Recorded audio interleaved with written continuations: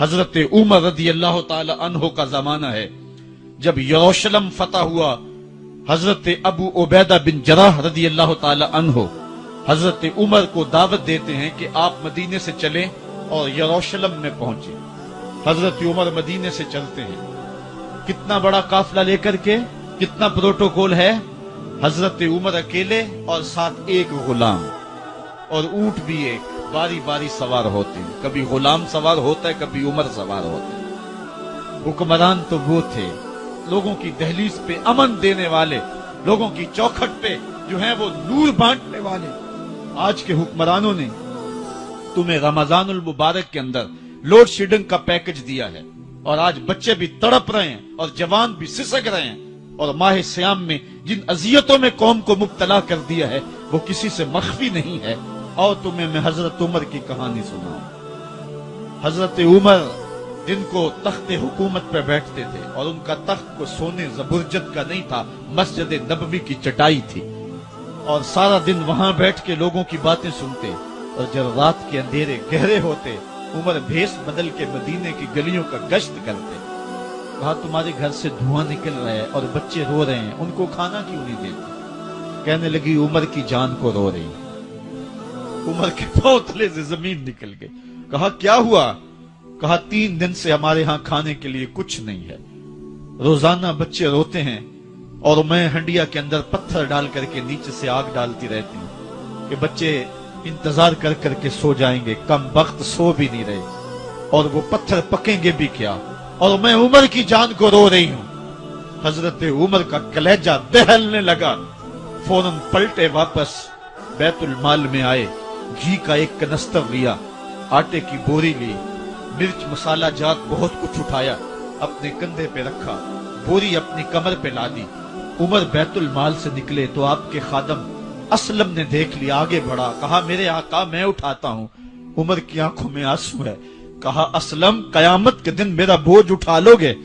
کہا قیامت کے دن تو اپنا اپنا بوجھ اٹھانا پڑے گا۔ کہا عمر کو آج اپنا ہی اٹھانے دو۔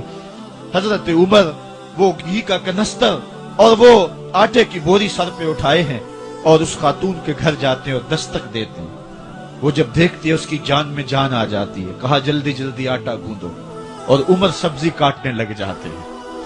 حضرت عمر رضی اللہ تعالی عنہ سبزی تیار کر دیتے، ادھر آٹا گند جاتا ہے، اور پھر اوپر چولہا رکھا جاتا ہے، چولہے کے اندر آگ رکھی جاتی ہے، وہ کھانا پکانے لگتی ہے، آگ بجھتی ہے۔ تاریخ نے لکھا ہے آگ بجھنے لگتی ہے، عمر جھک کر کے پھونکے مارتا ہے، عمر جھک جھک کے پھونکے مارتا ہے۔ کھانا پک گیا اور بچوں کے سامنے کھانا رکھ دیا، بچے کھا رہے ہیں۔ اب بچے رو رو کے نڈال ہو چکے تھے۔ حضرت عمر اپنے ہاتھوں کو اور اپنے گھٹنوں کو اور اپنے پاؤں کو زمین پہ لگا کے، جس طرح بکری کا بچہ چلتا ہے، ویڑے کے اندر کبھی ادھر چلتے ہیں کبھی ادھر چلتے ہیں، تاکہ بچے مجھے دیکھ کے خوش ہوں اور دل میں کہتے عمر جتنا رلایا ہے اب اتنا ہنسانا بھی پڑے گا۔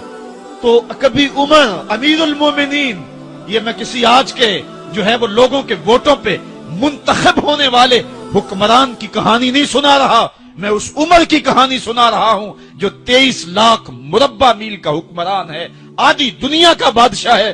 حضرت عمر جو ہے جس طرح بکری کا بچہ چلتا ہے، اس طرح اپنے ہاتھ اور اپنے گھٹنے زمین پہ ٹیک کر کے جو ہے وہ اس طرح چلتے ہیں۔ بچے عمر کو دیکھ کے مسکراتے ہیں۔ جب بچے مسکرانے لگے تو حضرت عمر نے اس خاتون سے کہا بڑھیا عمر کو معاف کر دے۔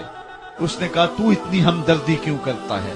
کہا عمر بیچارہ بڑا پھنسا ہوا ہے، فکر ہے اس کو یرموک و فسطاط و حلوان کی، جب فتح ہے مصر تو تیاری ہے ایران کی، آتے جاتے وفد سے ملاقات بھی کرتا ہوگا، آتے جاتے وفد سے ملاقات بھی کرتا ہوگا، اور شب کو معلوم حالات بھی کرتا ہوگا، کانٹوں میں الجھی ہوئی بیچارے کی جان ہے، نیند اس کو بھی آتی ہے، آخر وہ انسان ہے، میری بہن عمر کو معاف کر دے۔ اس نے کہا نانا عمر کی بات میرے سامنے نہ کر، قیامت کا دن ہوگا، عمر کا گریبان ہوگا اور میرا ہاتھ ہوگا۔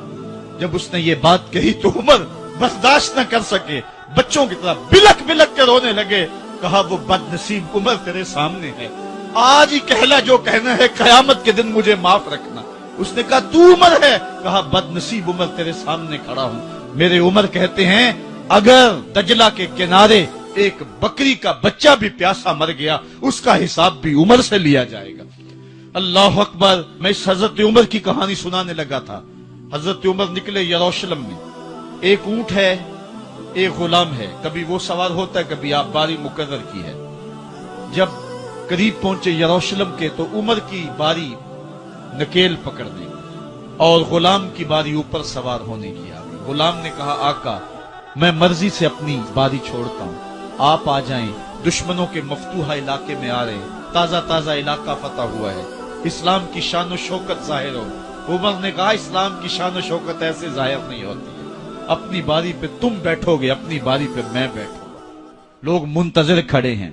دور سے جب دیکھا کہا اس کی ہیبت سے کانپتے تھے ہم، یہ تو کوئی حبشی لگتا ہے، رنگ کالا ہے، ہونٹ موٹے ہیں، اس سے تو زیادہ حسین اس کا غلام ہے جو آگے آگے چل رہا ہے۔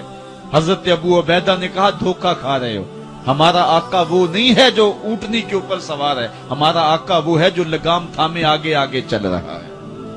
حضرت عمر رضی اللہ تعالیٰ عنہ کو آگے بڑھ کے جابیہ کے مقام پہ حضرت ابو عبیدہ بن جراح نے استقبال کیا۔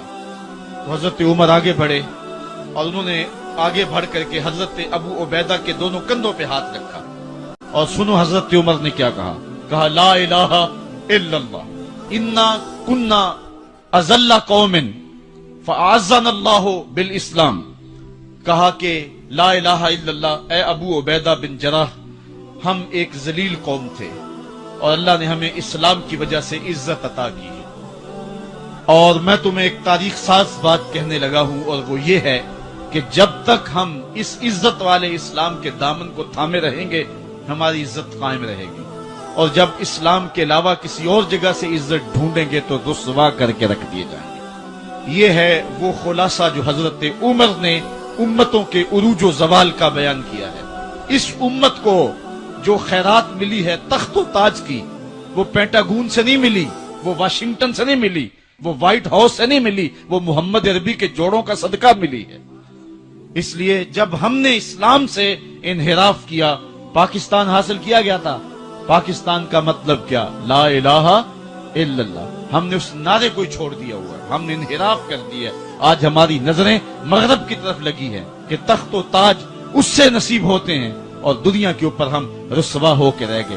ہماری پستی، ہماری زبوحالی، ہماری ذلت کا سبب یہ ہے کہ جس جگہ سے ہمیں عزت ملی تھی ہم نے وہ مرکز ہی چھوڑ دیا ہے۔ اس مرکز حیات کو، اس مرکز زندگی کو، اس مرکز عزت کو ہم نے چھوڑ دیا ہے، اور دنیا کے اوپر ہم رسوا ہو رہے ہیں۔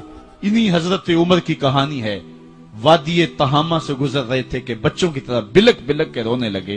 کہا عمر جوان آدمی ہو اور بچوں کی طرح بلک کے رو رہے ہو؟ کہا تم نہیں جانتے، مجھے بچپن کی کہانی یاد آ گئی۔ کہا کیا کہانی ہے؟ کہا یہی عرض تہامہ تھی، میرے باپ خطاب نے مجھے 5 اونٹ دیے تھے، کہا انہیں لائن میں کھڑا کرو سیدھا۔ میں آگے والا سیدھا کرتا تھا، پیچھے والا ٹیڑھا ہو جاتا، پیچھے والا سیدھا کرتا، آگے والا ٹیڑھا ہو جاتا۔ میرے باپ خطاب نے مجھے بڑا مارا۔ کہا ایک عرب کے بیٹے ہو کہ تم سے 5 اونٹ لائن میں کھڑے نہیں ہوتے؟ کہا ایک زمانہ عمر پہ وہ تھا کہ اس سے 5 اونٹ لائن میں کھڑے نہیں ہوتے تھے، اور آج شرق سے لے کر غرب تک 23 لاکھ مربع میل کی حکمرانی اور انسان بھی لائن میں کھڑے ہیں۔ یہ محمد عربی کے جوڑوں کا صدقہ نہیں ہے تو اور کیا ہے؟ عمر سے تو 5 اونٹ لائن میں کھڑے نہیں ہوتے تھے۔ تو یہ عزتیں، یہ تخت و تاج، یہ حکومتیں ہمیں حضور کی دہلیز سے ملی۔ جب ہم نے اس دہلیز کو چھوڑ دیا تو دنیا کے اوپر رسوا ہو گئے اور ذلیل کر کے رکھ دیا۔